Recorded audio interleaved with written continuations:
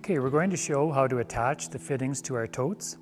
We're using a 23-liter tote here, but all of our packaging other than the 450 would be the same. So here you can see the Micro Matic fitting.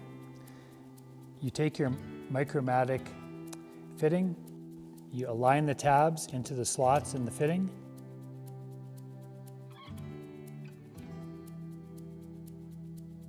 You turn it until it locks, and then you push it down. Now the fitting is ready to use, and product would be able to be pulled through the dip tube out of the tote.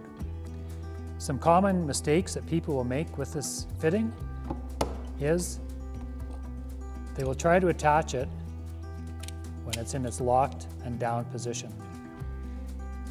There's no way the tabs will attach when the fitting is down and locked.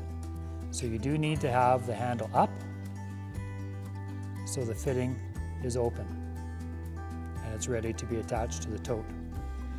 Another issue sometimes people have is they'll put the tabs in this way, they'll turn it till it locks, and then the handle won't go down. So you do need to make sure you align the tabs in such a way that once it locks, you can push it down and the handle is open. And it's just that easy.